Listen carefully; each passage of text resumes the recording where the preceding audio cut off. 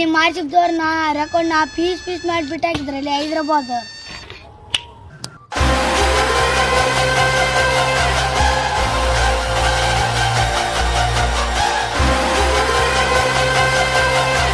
ಏನಂದಿ ನೀನು?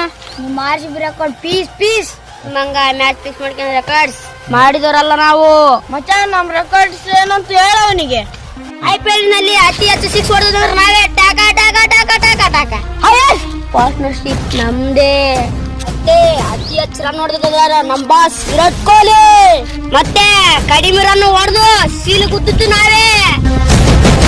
ಇನ್ನೊಂದೈತೆ, ಈ ಸಲ ಕಪ್ ನಮ್ದೆಯ.